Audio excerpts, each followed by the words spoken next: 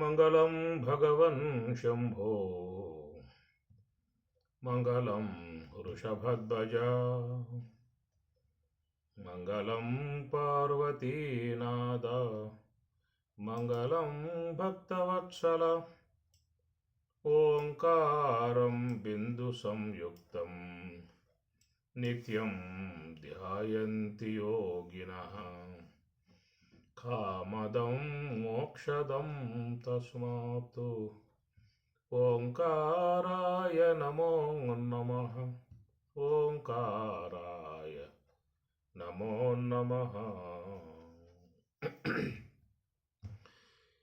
ఐదు ముఖంబుల బెనగింది ఐదక్షరముల నమరింది ఐదు ముఖంబుల బెనగింది ఐదక్షరముల నమరింది ఐదు ఐదులు 25 అఖండ తేజం మంత్రం శివ పంచాక్షరి మంత్రం పరశివయోగులకే జపసూత్రం అవిరల యోగం బందిన వారికి ఆరింటి మీద చిద్రూపం ఆరింటి మీద చిద్రూపం మూడు త్రోవలది సాకారం మూటి నడుమను శ్రీకారం మూడు త్రోవలది సాకారం మూటి నడుమను శ్రీకారం సుచేదంతయు సాకారం చూపు నిలిపితే నిరాకారం శివ పంచాక్షరి మంత్రం పరశివయోగులకే జపసూత్రం అవిరల యోగం బందిన వారికి ఆరింటి మీద చిద్రూపం ఆరింటి మీద చిద్రూపం సుషుమ్నాంతమున గురు తేజం అష్టకమలమున శివ పూజం సుషుమ్నాంతమున గురు తేజం అష్టకమలమున శివ పూజం వేయి కమలమున మహాపూజం గురువీరేశుని ఘన తేజం గురువీరేశుని ఘన తేజం శివ పంచాక్షరి మంత్రం పరశివయోగులకే జపసూత్రం అవిరల యోగం బందిన వారికి ఆరింటి మీద చిద్రూపం ఆరింటి మీద చిద్రూపం. ఓం నమ శివాయ ఓం నమ శివాయ. జ్ఞానప్రసూనాంబ దేవ్యై నమ. కాళహస్తిలో ఈ రోజున శివపార్వతుల కళ్యాణ మహోత్సవం ఎంతో వైభవపేతంగా జరిగేటువంటి కార్యక్రమం. భక్త జనులు సంతండోపతండాలుగా వేధించి స్వామివారి కళ్యాణాన్ని ఈ పూట దర్శించుకునే విధానము. అందరికీ స్వామివారి అమ్మవార్ల కృపానుగ్రహ ప్రాప్తిరస్తు, సకల శుభ ప్రాప్తిరస్తు, సన్మంగళాని భవంతు, కుటుంబ సభ్యులందరికీ శుభమస్తు. శ్రీ కాళహస్తీశ్వర స్వామివారి అమ్మవార్ల కృపానుగ్రహ ప్రాప్తిరస్తు. ఓం తత్సత్. ఓం. మహాశివరాత్రి నిన్నటి రోజున మనం శివరాత్రి గురించి చెప్పుకోవటం జరిగింది. ఆ అంశాన్ని గురించి మనం ముచ్చటించుకుంటూ ఉన్నాము. మహాశివరాత్రి మహోత్సవ కార్యక్రమం. రాత్రి అనేటువంటి యొక్క అంశాన్ని గురించి మనకు శాస్త్రకారులు చెప్పుకొస్తూ ఉన్నారు. రాత్రి అనేటువంటిది తెలియంతనంతో పోల్చేటువంటి అంశం. తెలియంతనం అనేటువంటి అంశాన్ని పోలుస్తూ చెప్పేటువంటిది రాత్రి. నిద్రాతత్వం అజానత అని కూడా గౌడపదాచార్యుల వారు రాత్రిని నిద్ర అనేటువంటి అంశముగా పోలుస్తారు. భగవంతుడు భగవద్గీతలో 2వ అధ్యాయంలో ఈ రాత్రి యొక్క అంశాన్ని గురించి కూడా ఆయన గారు ప్రస్తావన చేస్తారు. యా నిశా సర్వభూతానాం తస్యాం జాగర్తి సంయమి యస్యాం జాగ్రతి భూతాని సా నిశో సా నిశా సా నిశా పశ్యతో మునే. యా నిశా సర్వభూతానాం సమస్త భూతములకు ఏది రాత్రియో సంయమి దాని ఎందు తస్యాం సంయమి అలాంటి ఆ సమయంలో మరి మహాత్ములు మేలుగాంచి ఉన్న విధానము అన్నారు. యశ్యాం జాగ్రత్త భూతాని సా నిశా దేని ఎందు సకల జీవులు కూడా మరి మేలుకుని ఉంటాయో ఆ సమయంలో మహాత్ములు నిద్రించే సమయము నిశా అంటే రాత్రిగా చెప్పిన మాట. ఇది ఒక నిగూఢముగా ఉన్నటువంటి అర్థంతో చేరి ఉన్నటువంటి శ్లోకం. సాధారణంగా లోకంలో అందరూ కూడా పగటి సమయంలో మేలుకొని ఉంటారు, రాత్రి సమయం నిద్రపోతూ ఉంటారు. పామరులు మేలుకొని ఉన్న సమయం మహాత్ములకు రాత్రి అన్నారు. సామాన్య మానవులు నిద్రించే సమయం అది వాళ్ళకి పగలు అని ఈ ప్రకారంగా చెప్పినటువంటి అంశము. దాన్ని బాహ్యంగా చూసినట్లయితే అన్వయం కుదిరే అవకాశం కాదు. కాబట్టి ఈ ప్రకారంగా పారమార్థికంగా చూస్తే ఏ సమయంలో మానవులు మేలుకొని ఉన్నారో, దేని విషయంలో మేలుకొని ఉన్నారో దాని విషయంలో మహాత్ములు నిద్రిస్తున్నారు అనే అంశం ఏంటంటే, సాధారణంగా అందరూ కూడా ఈ వ్యావహారికమై ఉన్నటువంటి జగత్తు యొక్క విషయంలో మేలుగాంచి ఉన్నారు. ఈ వ్యావహారికము, రెండవది పారమార్థికము అన్నారు కదా. వ్యావహారికము, పారమార్థికము రెండే, సాకారంచ నిరాకారంచ సగుణంచ నిర్గుణంచ అని శాస్త్రం చెప్పే మాట. సాకారము, నిరాకారము, ఇంద్రియ గోచరం, ఇంద్రియ అగోచరం, పరిణామశీలం, పరిణామరహితం, కదిలిపోయేది, కదలకుండగా ఉండేది, అప్రకాశకం, స్వప్రకాశకం, దుఃఖాత్మికం, ఆనందాత్మికం, పరిచ్ఛన్నం, అఖండం, ఇంద్రియ గోచరం, ఇంద్రియ అగోచరం, ఇట్లాగా మరి రెండు పదార్థములు.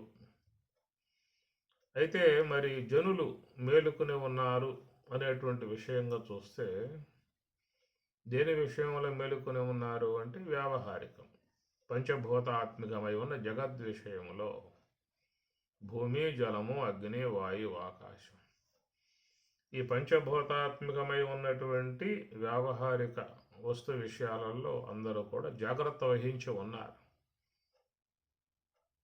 అవే పరమార్థముగా భావించిన అంశం. వాటి కోసముగానే నిరంతరంగా వారి ప్రయత్నాలు సాగుతూ ఉన్నాయి. అవి సమకూర్చుకోవటానికే ఎక్కువ ప్రయత్నాలు కొనసాగుతూ ఉన్నాయి. దాని విషయంలోనే మానవులు వాళ్ళ జీవన విధానం అంతా కూడా నడుపుతూ ఉన్నారు. కానీ ఇవన్నీ కూడా చూస్తే పరిణామశీలం, ఏదో ఒక రోజున కాలగర్భంలో కలిసిపోయేటువంటి అన్ని ప్రయాణం చేస్తూ ఉన్నాయి, గమనం చేస్తూ ఉన్నాయి. అందువల్ల జగత్ అన్నారు. జ అంటే పుట్టడం, గత్ అంటే గమనం కలిగి అంతరించటం. ఇట్లాగా విశ్వములో మరి పరిణామశీలమై, మిథ్యామాత్రమై, నామరూపరహితమై, మాయా కల్పితమై, కాలగర్భంలో కలిసేటువంటివిగా ఉన్నటువంటి వాటి విషయములో అందరూ కూడా మేలుకొని ఉండుట, జాగ్రత్త వహించి ఉన్నారు. ఇక అవి తప్ప వేరే అంశం అనేటువంటిది ఏమి లేదు. ఇక ఒకవేళ భగవంతుడి విషయం తీసుకొచ్చినా కానీ ఆయన ఎక్కడున్నాడు అని ప్రశ్న వేస్తాడు. నువ్వు చూసావా అని చెప్పని కూడా అడుగుతాడు. ఎవరు చూశారో నా వద్దకు తీసుకురా అని కూడా అంటాడు. కాబట్టి నేను పుట్టినప్పటి నుంచి ఇంతవరకు నాకు అది అనుభవంలోకి ఎప్పుడు వచ్చింది లేదు. కనుక లేని దాని గురించి నేను ఎందుకు ఆలోచించాలి? ఉన్నటువంటి దాని గురించి ఆలోచిస్తాను, దాని విషయంలో పాటుపడతాను, దాన్ని నేను సమకూర్చుకుంటాను, దాంతో నా అవసరాలు తీర్చుకుంటాను. ఇది లోకంలో మానవులు జాగృతి వహించి ఉన్నటువంటి విషయం. దాదాపుగా భగవంతుడు ఎంత ఆయువు అయితే ప్రసాదించాడో ఆయువు యొక్క తుది శ్వాస వరకు వాడు ఈ విషయం మీదే ప్రయాణం చేస్తూ ఉన్నాడు. అందుచేత జాగ్రత్త మేలుకుని ఉండుట అనే అంశం చెబుతూ ఉన్నాడు స్వామివారు. మేలుకుని ఉన్నాడు. దాదాపుగా లోకంలో అందరూ సర్వమానవులు ఈ ఇంద్రియాలకు ప్రత్యక్షమై గోచరించేటువంటి వాటి విషయం వారికి మాత్రమే పరిమితమై ఉన్నాడు. ఇంద్రియ అగోచరము అనేటువంటి విషయం మీద విశ్వాస రహితుడై ఉన్నాడు. శాస్త్రములు బోధిస్తూ ఉన్నా, మహాత్ములు బోధిస్తూ ఉన్నా, ఎంతమంది చెప్పినా కానీ దాని యందు వ్యక్తికి ఒక అవిశ్వాసమే పనిచేస్తుంది. ఏదో చెప్తారు, ఆ ప్రకారంగా వాళ్ళకేముంది అని ప్రకారంగా దాన్ని తిరస్కారముగా తీసి పక్కన పెట్టేసి మానవుల జీవన విధానం శ్వాస ఉన్నంత వరకు ఈ వ్యావహారిక జగత్తుగా చెప్పేటువంటి నామరూపాత్మక వస్తు విషయమునందే నిమగ్నమై ఉండుట అనేది దాసలోకంలో మనకు వస్తుంది. అయితే దాని విషయంలో మహాత్ములు నిషా, వాళ్ళకి అది రాత్రి అన్నారు. అనగా అది వాళ్ళకు నిద్రపోతున్న సమయం అన్నమాట. ఎవరైతే ఇంద్రియాల సంయమనం కలిగి, ఇంద్రియాలను వ్యవహారం కలిగి విషయాలలో సంచరిస్తూ వ్యావహారిక వస్తువు విషయంలో మాత్రమే వాస్తవిక భావన అనేటువంటిది ఉన్నారో ఆ విషయంలో మహాత్ములు నిద్రిస్తున్నారు అనే మాటగా పరమాత్మ అన్నాడు. నిద్రించడం అంటే ఏమిటి అంటే అది కేవలం ఒక మిథ్యా మాత్రమై గోచరిస్తుంది తప్ప వాస్తవం కాదు అన్నటువంటి భావన వాళ్ళది. నిద్రించడం అంటే దాని పట్ల వాళ్ళకి ఎలాంటి సత్యత్వ భావం లేదని చెప్పనే భావం.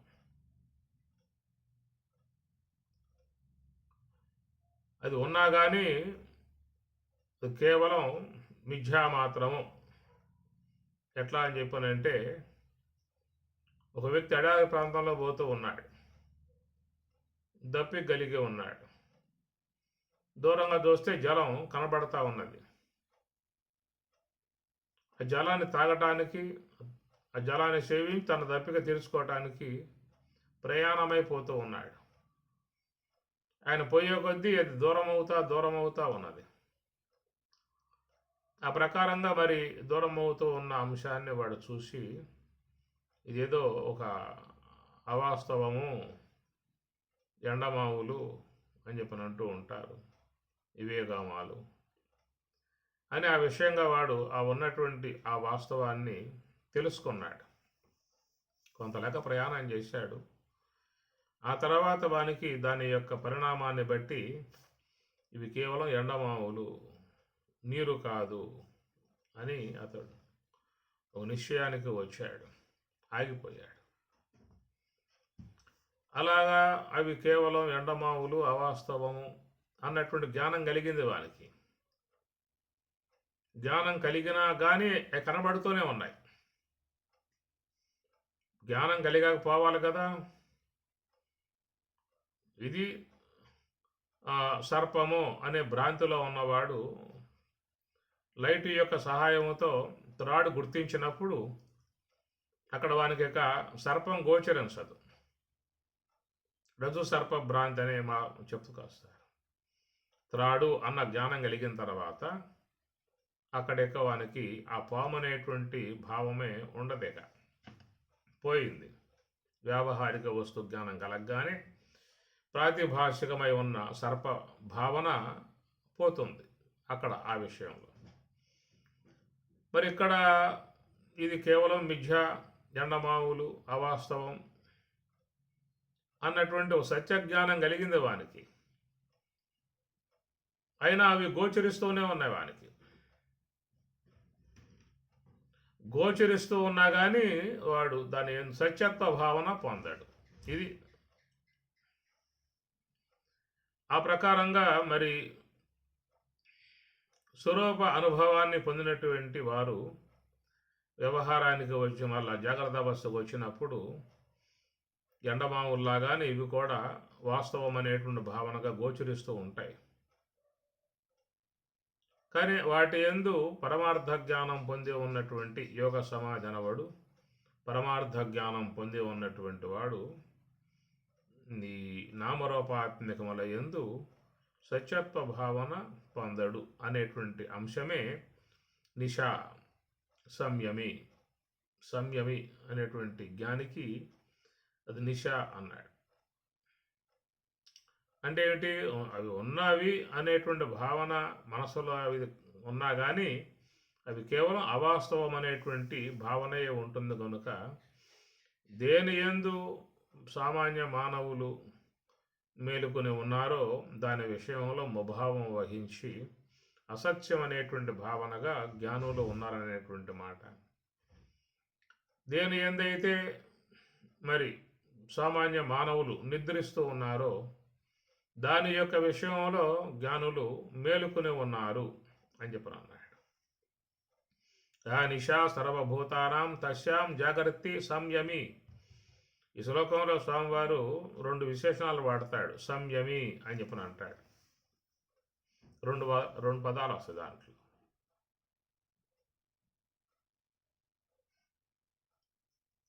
పశ్యతః మునేహ అనే పదం వాడతారు, సంయమి అనే పదం వాడతారు. ఈ రెండు కూడా జ్ఞానికి వర్తించేటువంటి అంశాలు. కాబట్టి సామాన్య మానవుడు దేని విషయంలో నిద్రపోతూ ఉన్నారో దాని విషయంలో వాళ్ళు మేలుగాంచి ఉన్నారాయో అని స్వామి చెప్పిన మాట. దేంట్లో నిద్రపోతూ ఉన్నాము అని చెప్పని పారమార్థిక బ్రహ్మము యొక్క విషయంలో నిద్రపోతున్న అంశము ఇది. ఇది మహాశివరాత్రి సందర్భాన్ని పురస్కరించుకొని మనం ఈ అంశాలని అధ్యయనం చేస్తూ ఉన్నాము.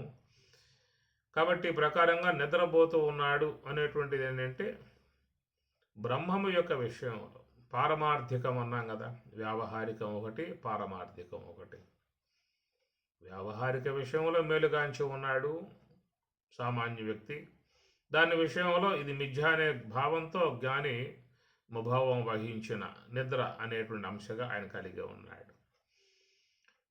ఏ యొక్క బ్రహ్మము అనబడేటువంటి తత్వం, వాస్తవిక స్వరూపం, సత్యస్వరూపం, జ్ఞానస్వరూపం, ఆనంద స్వరూపం, దాని విషయంలో తెలియనితనం కలిగి ఉండటమే నిద్ర అన్నారు. అదే గౌడ పదాచార్యుల వారు కూడా నిద్ర తత్వం అజానత, తత్వం యథార్థమును తెలియకుండా అజానత తెలియకుండా ఉండటమే నిద్ర అని అన్నారు. కాబట్టి ప్రకారంగా లోకములో ఉన్నటువంటి మానవులందరూ కూడా నిద్రపోతూ ఉన్నారు అనే అంశం. దేని విషయంలో అని చెప్పనంటే మరి బ్రహ్మము, ఆత్మ, బ్రహ్మము యొక్క విషయం తెలియనితనం తెలియకుండా ఉండుట అనేది నిద్ర అనేటువంటిదిగా చెప్పుకొచ్చారు. దాని విషయంలో మహాత్ములు మేలుకుని ఉన్నారు. యశ్యాం జాగ్రత్త భూతాని సా నిశా పశ్యతః మునే. యా నిశా సర్వభూతానాం, సమస్త భూతములు గేది రాత్రో అది సంయమికి పగలు అనే మాట. కనుక ఈ తెలియంతనం నేను బ్రహ్మము అన్న విషయం లోకంలో ఎవరికి తెలుసు? అది గురువు ద్వారా ఆ భావన వస్తే తప్ప జన్మతః ఎవరికి కూడా నేను ఆత్మను, నేను బ్రహ్మమును అనేటువంటిది ఎవరికి కూడా తెలియదు. కానీ అందరూ జీవితంలో కోరుకుంటున్నది ఏమిటంటే బ్రహ్మము యొక్క స్వరూపాన్ని కోరుకుంటూ ఉన్నారు పరోక్షంగా. బ్రహ్మము యొక్క స్వరూపం ఏమిటి అంటే ఆనందం. ఆనందమయోభ్యాసాత్ బ్రహ్మసూత్రం. ఆనందమయ అన్నారు. బ్రహ్మము అంటే ఆనందమే లక్షణంగా కలిగి ఉన్నటువంటిది. అయితే సకల మానవులలో ఉన్నటువంటి వాంఛ మాత్రం బ్రహ్మము యొక్క విషయమై, కానీ ఆ బ్రహ్మము అనేది తెలియకుండా ఉంది వాళ్ళకి. మనసులో వాంఛ మాత్రం బ్రహ్మము యొక్క లక్షణం, బ్రహ్మము యొక్క ఆనందం, పారమార్థికమై ఉన్న తత్వం బ్రహ్మము. వాంఛ మాత్రం బ్రహ్మమునందు ఉన్నది, దాని విషయంలో మాత్రం వాళ్ళకి తెలియనితనం చేరి ఉన్నది. ఈ తెలియనితనం అనేటువంటి దానినే ఇక్కడ నిద్ర అనేటువంటిదిగా చెప్పుకొచ్చారు. కాబట్టి ఈ ప్రకారంగా మరి రాత్రి అనేటువంటిది మనకు ఈ తెలియనితనం అనేటువంటి అంశముగానే శాస్త్రజ్ఞులు చెప్పుకొస్తున్నటువంటి అంశం. దీని విషయంలో నేను మనం కొంతవరకు అధ్యయనం చేశాము. మరి రాత్రి దాన్ని శివరాత్రి అనేటువంటి అంశంలో ఒక కోణంలో మనం మరి శివరాత్రి అనేటువంటిది ఏ యొక్క సర్వేశ్వరుడు సకల జీవులకు ప్రసాదించినటువంటి ఒకనొక అంశము. ఈ సకల జీవులు అనబడేటువంటివి కూడా ఈశ్వరుని యొక్క అంశతో జనించినటువంటియే.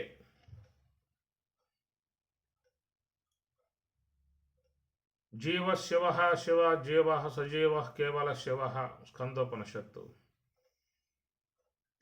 కాబట్టి ఈ లోకములో విశ్వములో ఉన్నటువంటి ఈ జీవులు అనబడేటువంటివన్నీ కూడా ఈశ్వరుని యొక్క అంశలే. ఈ మాట పరమాత్మే స్వయంగా అన్నాడు కదా, మమైవాంశో జీవలోకే జీవభూత సనాతన. సనాతన జీవభూత సనాతన, ఎప్పటి నుంచో ఉన్నటువంటి ఏ జీవులైతే ఉన్నాయో అవన్నీ కూడా మమ అంశ, నా యొక్క అంశమే. అనగా ఆ యొక్క ఆ శివుడే, ఆ శివాంశతోనే ఈ జీవత్వం అనేటువంటిది ఆవిర్భవించింది. అనగా శివుడంటే మాయా సమన్వితమై ఉన్నటువంటి మమ మాయా అన్నాడు. కనుక ఆ మాయ అనేటువంటి అంశం దాంట్లో భాగమే ఈ అవిద్య అనేటువంటిది. విద్య యొక్క మరొక రూపమే అవిద్య. అవిద్య అనే అంశతో ఏర్పడి ఉన్నది జీవత్వం. ఆ జీవంలో ఉన్నది ఏమిటి అంటే ప్రత్యేగాత్మ. ఆ ప్రత్యేగాత్మయే ఈశ్వరుని ఉపాధిలో ఉన్న పరమాత్మ. కనుక చేతనంలో భేదం లేదు. ఈశ్వర ఉపాధి దేనికొన్నది పరమాత్మకు అన్నారు.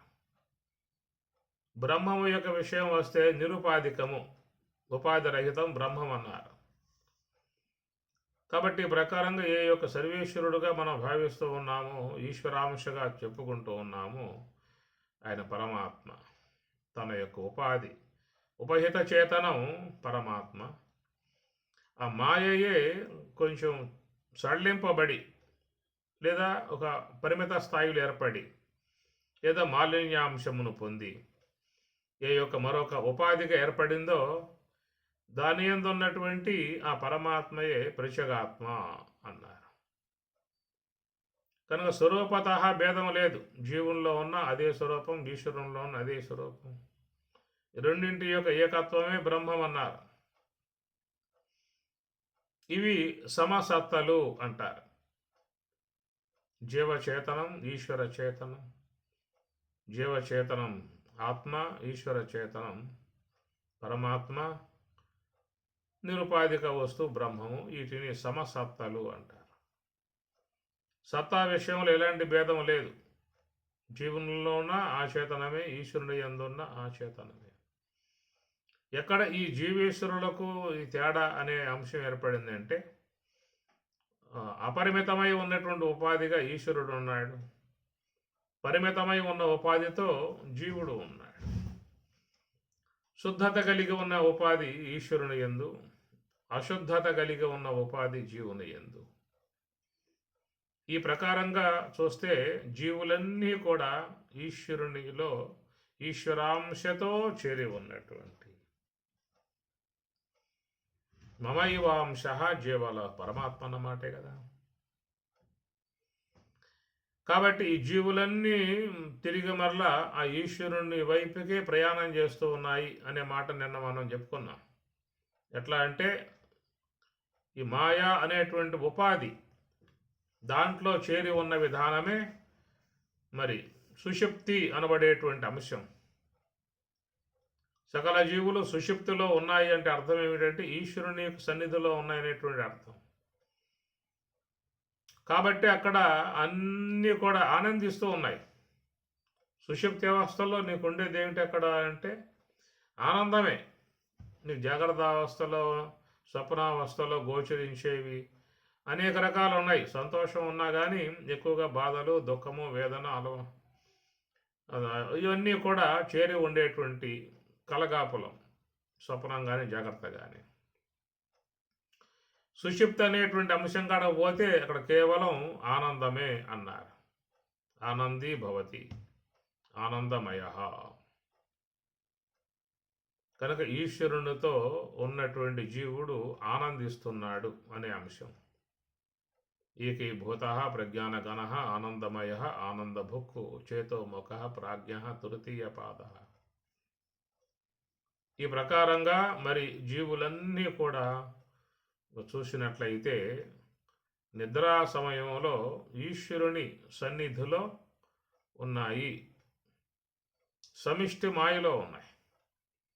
అవ్యక్తాత్ వ్యక్తయ సర్వాః ప్రభవంతి అహహ ఆగమే రాత్రి ఆగమే ప్రలీయంతి తత్రైవ వ్యక్త సంజ్ఞకే. రాత్రి ఆగమే ఇది బ్రహ్మదేవుల వారికి చెప్పినప్పటికీ కూడా దీన్ని మనం కూడా అన్వయం చేసుకోవచ్చు. రాత్రి ఆగమే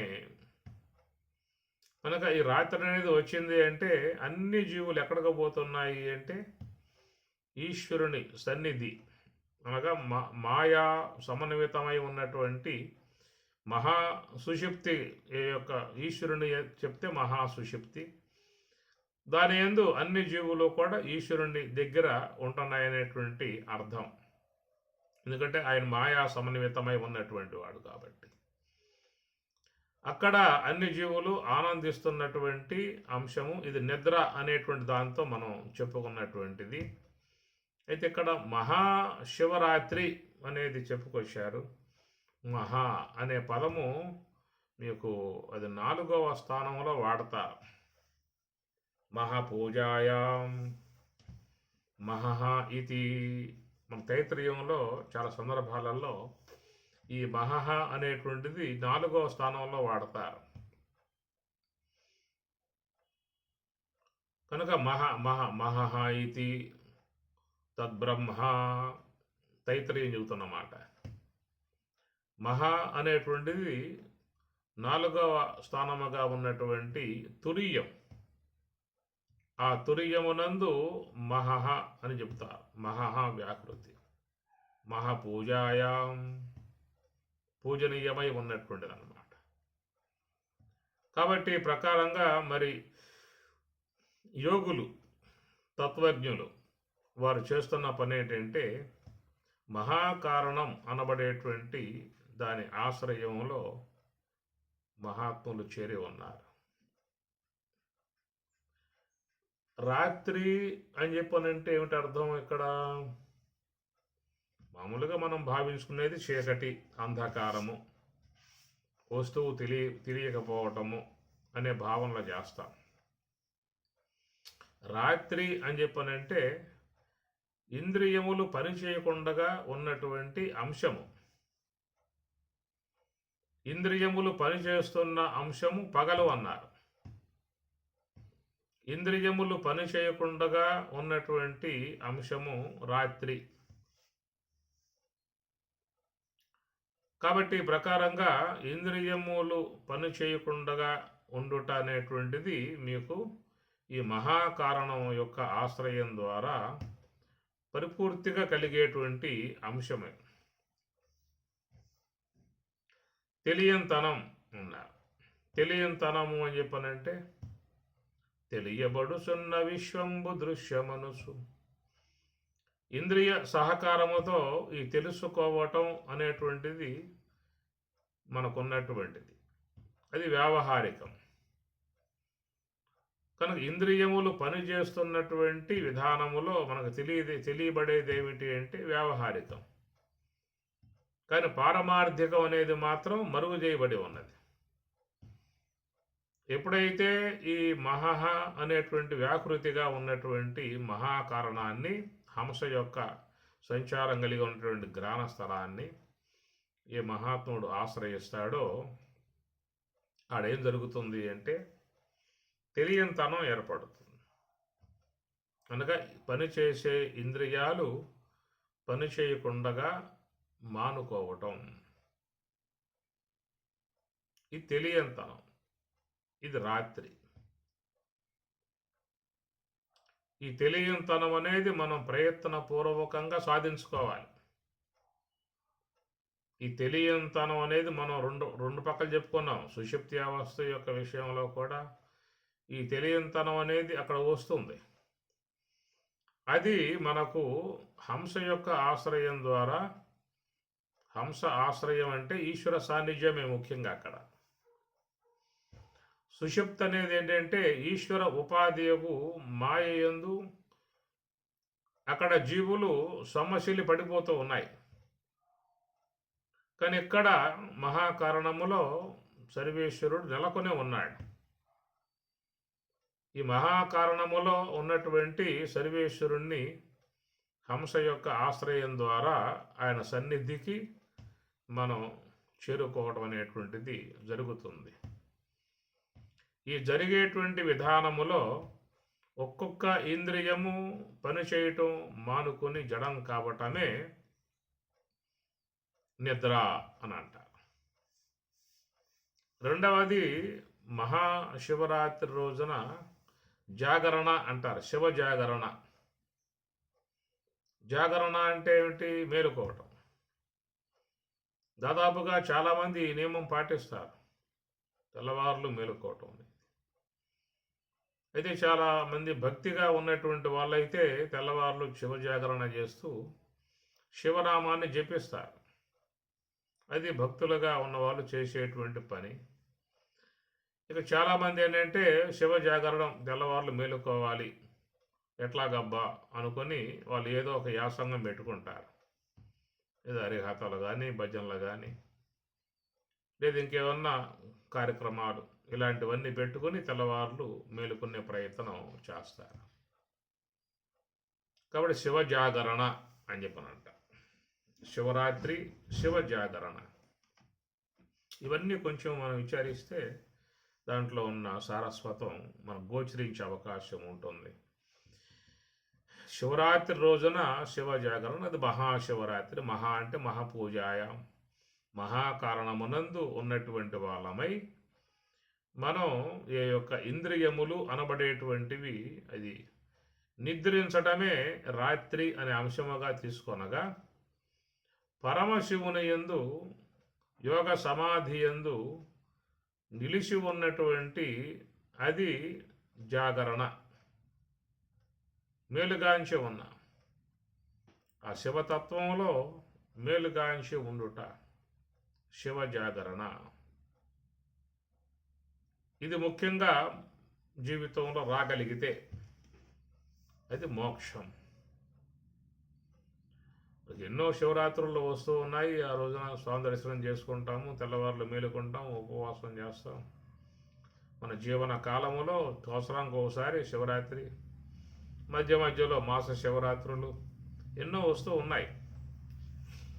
దీన్ని మహాశివరాత్రిగా తెల్లవార్లు మేలుకొని ఉండుట, ఆ రోజంతా ఉపవాసమును పాటించుట, ఆహారం తీసుకోరు, ఉపవాసం ఉంటారు.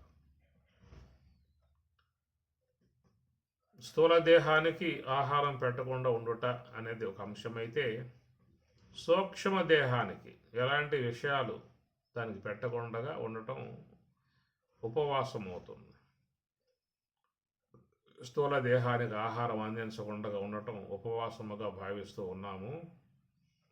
కానీ ఏంటంటే సూక్ష్మ దేహానికి ముఖ్యంగా అందించకూడదు. ఎలాంటి విషయాలు లేకుండా, మనస్సులో సంకల్పాలు లేకుండా నిశ్చలముగా పెట్టగలిగితే అది ఉపవాసం అవుతుంది. ఉప అంటే దగ్గర కదా, వస నివాసే అనగా మన సూక్ష్మ దేహము సర్వేశ్వరునికి దగ్గర కావటం. అది కావాలని చెప్పనంటే మరి ఆ మహాశివరాత్రి అనే దానికి మహాపూజాయాం, మహాకారణము. ఆ మహాకారణమునందు ఎవరైతే ఉంటారో, నిశ్చలముగా ఉంటారో, వాళ్ళు శివ సన్నిధికి దగ్గర కావటం కారణంగా అది ఉపవాసము. సూక్ష్మదేహాన్ని భగవత్ సన్నిధిగా పెట్టడమే ఉపవాసము అనేటువంటి అంశము. రెండవది ఆ యొక్క మహాకారణ ఈశ్వర సాన్నిధ్యములో ఉండి ఒక్కొక్క ఇంద్రియాన్ని మెల్లమెల్లగా లయింపజేసుకుంటూ ప్రయాణం చేసుకునే విధానం.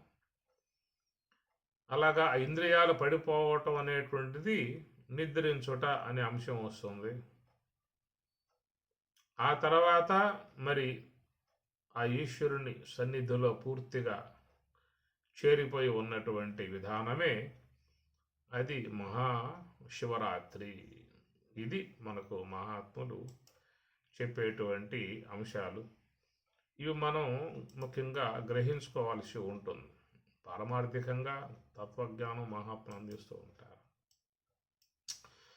మూడు త్రోవల దిశాకారం, మూటి నడుమను శ్రీకారం. మూడు త్రోవల దిశాకారం, మూటి నడుమను శ్రీకారం. సూచేదంతయు సాకారం, చూపు నిలిపితే నిరాకారం. మూడు త్రోవల దిశాకారం, మూటి నడుమను శ్రీకారం. అనుట, వినుట, కనుట అనేటువంటి మూడు త్రోవలు, ఇదంతా కూడా సాకారము అన్నారు. జగద్విషయం. ఎక్కువగా మనలో ఈ మూడు ఇంద్రియాలే ఎక్కువగా మనం వాటిని ఉపయోగిస్తూ ఉంటాం. నేత్రము, శ్రోత్రము, జిహ్వ. మిగతా రెండు అంత వాటి విషయంగా ఉంచుకోము. మనం జాగ్రత్త అవస్థ అంతా కూడా చాలా వరకు జిహ్వేంద్రియంతో, శ్రోత్రేంద్రియముతో, నేత్రేంద్రియముతో మూడింటి ద్వారానే మన జీవన గమనం సాగుతూ ఉన్నది. మూడు త్రోవల దిశాకారం, మూటి నడుమను శ్రీకారం అన్నారు బ్రహ్మేంద్ర స్వామి. ఆ మూడింటికి మధ్యలో ఉన్నటువంటి ఈ మహాశివరాత్రి మహాకారణం, అది శ్రీకారం. శ్రీ అంటే శుద్ధ సాత్విక బ్రహ్మాకార వృత్తి. శ్రీకర బ్రహ్మాకారుని ప్రాకటముగ మదిని చేర్చి ప్రణవాకృతితో సోకి నటించెడి జ్ఞప్తిని పాకముగని దాటువాడు భక్తుడు వేమా. శ్రీకర బ్రహ్మాకారుని ప్రాకటముగ మదిని చేర్చి ప్రణవాకృతితో సోకి నటించెడి. ఈ హంస అనేది లోనికి పోయి బ్రహ్మమును సోకి బయటికి వస్తూ ఉన్నది. అయితే ఆ హంస అనేది ఉన్నది ఈశ్వరుని చేతిలో ఉన్నది. ఈశ్వరుడి ప్రమేయం చేతనే అది గమనాగమనం కలిగి ఉన్నది. ఇలా కలిగి ఉన్నటువంటి ఆ శ్వాస బ్రహ్మమును స్పృశించి బయటికి వస్తున్నది అన్నాడు. సోకి నటించెటి జ్ఞప్తిని పాకముగని దాటువాడు శ్రీకర బ్రహ్మాకారుని. ఇది శ్రీకర బ్రహ్మాకార వృత్తి, మహాకారణ స్థలం బ్రహ్మాకార వృత్తి. అక్కడే పరమశివుడు, అక్కడే శుద్ధ సాత్విక బ్రహ్మాకార వృత్తి అమ్మవారు. ఈరోజు శివపార్వతుల కళ్యాణం అని వైభవపేతంగా జరుగుతున్నది కాళహస్తిలో. అట్లాగా మరి ఈ మహాకారణ స్థలములో ఉన్నటువంటి మహాదేవుడు, ఆ మహాదేవుని సన్నిధిలో ఎవరైతే హంస యొక్క ఆశ్రయంతో ఉంటారో ఉన్నటువంటి వారు దర్శించేటువంటి శుద్ధ సాత్విక బ్రహ్మాకార వృత్తి, ఆ రెండింటి యొక్క కలయికయే శివపార్వతుల కళ్యాణంగా మనం భావించుకోవచ్చు. కాబట్టి ప్రకారముగా మహాత్ములు దాదాపుగా అందరూ కూడా ఈ మహాకారణ స్థలాన్నే చెప్పుకొస్తున్న అంశము. అది శివుని యొక్క సన్నిధి. ఆయనే సర్వవ్యాపకమై ఉన్నటువంటి మహాదేవుడు శివుడు మహాకారణ స్థలమునందు నివాసముగా ఉండి సమస్త జీవులకు ఆయన ప్రాణాధారముగా కలిగి ఉండి సమస్త జీవులకు బ్రతుకులను ప్రసాదించాడు. ఆ విధముగా ఉన్నటువంటి ఆయన్ని మహాత్ములు ఆశ్రయించి ఆ మహాశివరాత్రి అనే అంశాన్ని వాళ్ళు మరి సాధన ద్వారా పొందుతూ ఉన్నారు.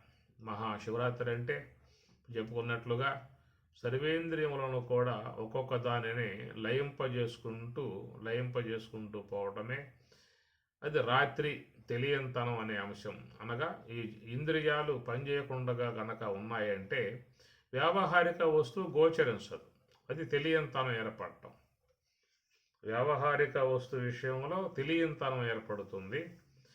పారమార్థిక బ్రహ్మము యొక్క విషయంలో మేలుకోవటం అవుతుంది. కాబట్టి అది శివ జాగరణ అనేటువంటి అంశం. ఈ ప్రకారముగా మరి ఈ మహాకారణ స్థలమునందు ఎవరైతే నిశ్చలముగా ధ్యాన విధానాన్ని కొనసాగిస్తారో వాళ్ళు మహాశివరాత్రి యొక్క అంశలో చేరుకున్నటువంటి వారు. మూటి నడుమను శ్రీకారం చూచేదంతయు సాకారం చూపు నిలిపితే నిరాకారం సుషుమ్నాంతమున గురుతేజం అష్టకమలమున శివపూజం సుషుమ్నాంతమున గురుతేజం అష్టకమలమున శివపూజం సుషుమ్నాంతమున గురుతేజం సుషుమ్న అన్నారు. సుషుమ్న సూక్ష్మరూపిణి, ఇడాపింగళయోరు మధ్యే సుషుమ్న సూక్ష్మరూపిణి అన్నారు. అది పరమశివుడు అక్కడ నెలకొని ఉన్నటువంటి అంశం. అంగములోపలను కుండలి సంగము దాపునను గంగాయమునా పొంగుచు పారగా రంగుగా నడుమను లింగడుండగను. అంగములోపలను కుండలి సంగము దాపునను. బ్రహ్మంగారు కూడా చాలా సూక్ష్మమైనటువంటి అంశాలని ప్రస్తావిస్తూ ఉన్నాడు. అంగము లోపలను కుండలి సంగము దాపునను. కుండలి అనేది ఏంటంటే మనలో ఏదైతే సుషుమ్న అని చెప్పని అన్నామో ఆ సుషుమ్న నుండి ఈ శ్వాస అనేది ఆవిర్భవించి సంచారం చేస్తూ ఉన్నది. అక్కడ ఉన్నటువంటి ఒక శక్తి, ఆ శక్తినే కుండలిని శక్తి అన్నారు. దాన్ని దర్శించే విధానం ఎట్లా అంటే మరి ఆ శ్వాస యొక్క ఆశ్రయంలో ధ్యానములో ఉన్నప్పుడు మరి హంస తన గమనం పూర్తిగా తగ్గిపోతున్న పరిస్థితిలో మరి 2 అంగుళముల పరిధిలో సంచరిస్తున్నటువంటి ఒకనొక అనుభవం సాధకునికి ఏర్పడుతుంది. అది కేవలం సాధన చేసే వాళ్ళకు మాత్రమే అవగాహన కలిగేటువంటి అంశము. కనుక 2 అంగుళముల పరిధిలో సంచరించేటువంటి స్థాయికి ధ్యానం చేసేవాళ్ళు ప్రయాణం చేస్తారు. ఎంతెంత మనస్సు నిశ్చలమవుతూ ఉంటుందో అంతంత శ్వాస అనేది ఆగుతుంది అనేటువంటిది. మనస్సు ఆగితే శ్వాస ఆగుతుంది. ఇదొక ప్రక్రియ. నువ్వు మనస్సును ఆపాలి, శ్వాస అనేది తనకు తానుగా ఆగుతుంది అనేటువంటిది. లేదా మరొక అంశంలో మనస్సు అనేది నువ్వు ఆపితే శ్వాస అనేది ఈశ్వరుడు ఆపుతాడు అనేటువంటిది. మనస్సు అనేది నీ అధీనంలో చేరి ఉన్న వస్తువు. దానిని నువ్వు నీ యొక్క అవసరాలకు వాడుకోవచ్చు. కానీ శ్వాస అనేది నీ అధీనంలో లేదు. శ్వాస అనేది ఈశ్వరుని అధీనంలో ఉన్నది. కనుక ఆ శ్వాసను ఆయన ఆడిస్తూ ఉన్నాడు. మనస్సుని నువ్వు ఆడిస్తూ ఉన్నావు. నీ అవసరాలకు వాడుకుంటూ ఉన్నావు. కాబట్టి ఈ ప్రకారంగా మనస్సుతో నువ్వు ఆలోచనలు చేసే అన్ని కార్యాలు చేసుకుంటున్నావు. కాబట్టి మనస్సు అనేది నీ అధీనంలో చేరి ఉన్న వస్తువు అయితే శ్వాస అనేది ఈశ్వరుని అధీనంలో చేరి ఉన్న వస్తువు. కాబట్టి ఇక్కడ చాలామంది ధ్యానం యొక్క విషయంలో మనస్సుని ఆపటానికి శ్వాసలను బంధిస్తూ ఉన్నారు. దాన్ని ప్రాణాయామం అని పేరు పెట్టారు. కానీ సాధకులై ఉన్నటువంటి వాళ్ళ విషయం చూసినట్లయితే వాళ్ళు శ్వాస జోలికి పోరు. అంటే శ్వాసను ఆపటం అనేటువంటి విషయం వాళ్ళు తీసుకోరు. కేవలం మనస్సుని ఆపటం అనేటువంటి అంశమే వీళ్ళకు ఉన్నది. తత్రైకాగ్రం మనఃకృత్వా పరమాత్మ అన్నమాట. మనస్సును ఏకాగ్రముగా పెట్టు అన్నారు. కాబట్టి ప్రకారంగా మనస్సుని తన అధీనంలోకి తెచ్చుకోవటం లేదా నిశ్చలంగా ఉంచటం లాంటి పని వరకే మందే. ఎంతెంత మనస్సు నువ్వు ఆపుతావో అంతంత శ్వాసను పరమేశ్వరుడు ఆపుతాడు అన్న అంశం మనం గ్రహించుకోవాలి. నీ యొక్క డ్యూటీ మనస్సును ఆపటం. దాన్ని ఆపితే శ్వాస ఆపటం అనేటువంటిది సర్వేశ్వరుని యొక్క అంశగా ఉన్నటువంటిది. దాదాపుగా ఈ రెండు కూడా ఆగిపోయిన స్థితి కుండలిని శక్తి అన్నారు. అంగము లోపలను కుండలి సంగము దాపునను గంగాయమున పొంగుచు పారగా రంగుగా నడుమను లింగడుండగను రంగుగా నడుమను. ఆ సుషుమ్నాద్వారమునందు ఉన్నటువంటి శివతత్వం. ఇది చాలా చక్కటి అంశము. కనుక మనస్సు అనేటువంటి అంశం అది నీ యొక్క అధీనంలో చేరి ఉన్నటువంటిది. నీది నువ్వు పరిపూర్తిగా నీ అంశాన్ని నువ్వు కనుక పూర్తి చేయగలిగితే సర్వేశ్వరుడు కూడా తన అంశంలో తాను నిమగ్నమై ఉంటాడు. ఎందుకంటే పారమార్థికమగు బ్రహ్మము అనబడేటువంటి దాని విషయంలో ఇక్కడ ఈ రెండింటి యొక్క అంశం ముడిపడి ఉన్నది. ఏమిటంటే ఈ మనస్సు అనే దాన్ని ఆపటం, దాంతోపాటు శ్వాస అనేది ఆగటం. ఈ రెండింటి అంశతో పారమార్థిక అనుభవం అనేటువంటిది ముడిపడి ఉన్నది. ఇది అయితే శ్వాస ఆపటం అనేటువంటిది నీకు సంబంధించిన అంశం కాదు. ఎందుకంటే నువ్వు దాన్ని ఆడించటం లేదు. నీ అధ్యయనంలో ఆ శ్వాస ఏమి లేదు. నీకు నీ అధ్యయనములో నీ సన్నిధిలో నీకు సమీపముగా చేరి ఉన్నటువంటి వస్తువు మనస్సు. కాబట్టి మీకు శాస్త్రంలో చాలా వరకు ఈ మనస్సు యొక్క నిగ్రహించే అంశం గురించే వాళ్ళు ప్రస్తావన చేస్తూ ఉన్నారు. మన ఏవ మనుష్యానాం కారణం బంధమోక్షయోహో బంధాయ విషయాసక్త ముక్తి నిర్విషయం స్మృతం. మనస్సే బంధానికి మోక్షానికి కారణం అన్నారు. సంకల్పాలతో పెట్టుకుంటే బంధం అన్నారు. నిర్విషయం మోక్ష. సంకల్పరహితమై ఉంటే మోక్షము. అది ఉపనిషత్తులు బోధిస్తూ ఉన్నాయి. భగవద్గీతలో కూడా సందర్భంగా చాలాసార్లు పరమాత్మ ఈ అంశాన్ని ప్రస్తావిస్తూ ఉన్నాడు. అవికంపేన యోగేన యుజ్యతే నాత్ర సంశయ. అవికంపేన యోగేన, నీ మనస్సులో కంపం, చలనం, కంప అంటే చలనం, అది ఉన్నది.